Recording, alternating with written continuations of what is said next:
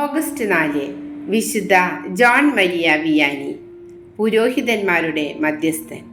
1786 ഫ്രാൻസിലെ ഡാർഡില്ലിയിലാണ് വിശുദ്ധ John Vianney ജനിച്ചത്.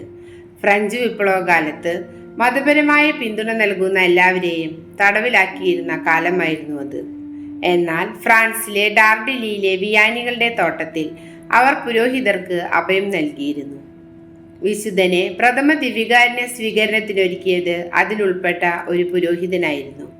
ഒരിക്കൽ ആടുകളെ മേയിച്ചുകൊണ്ടിരിക്കുമ്പോൾ വിശുദ്ധൻ കളിമണ്ണ് കൊണ്ട് മാതാവിൻ്റെ ഒരു പ്രതിമയുണ്ടാക്കി.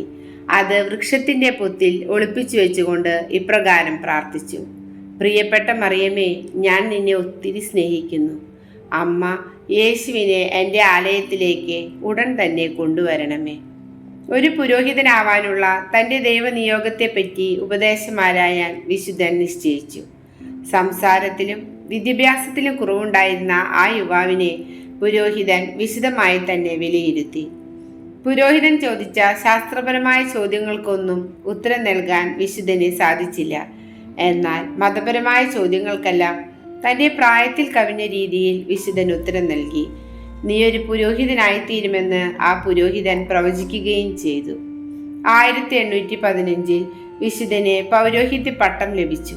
തൻ്റെ ജീവിതത്തിലെ 42 വർഷങ്ങളോളം പ്രാർത്ഥനയും സഹനങ്ങളും പ്രേക്ഷിത പ്രവർത്തനങ്ങളുമായി വിശുദ്ധൻ ചെലവഴിച്ചു.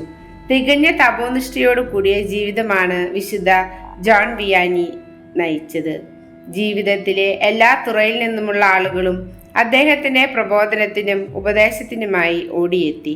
പാപികൾക്കും ദരിദ്രർക്കും ഒരുപോലെ വിശ്രമമില്ലാതെ സേവനം ചെയ്തുകൊണ്ട് ആർസിൽ വെച്ചാണ് വിശുദ്ധൻ മരണപ്പെടുന്നത്.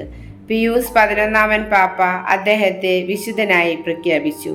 പുരോഹിതന്മാരുടെ മധ്യസ്ഥനായ വിശുദ്ധ ജോൺ മരിയ വിയാനി എല്ലാ പുരോഹിതന്മാർക്കും വേണ്ടി മാധ്യസ്ഥം അപേക്ഷിച്ച് പ്രാർത്ഥിക്കണമേ.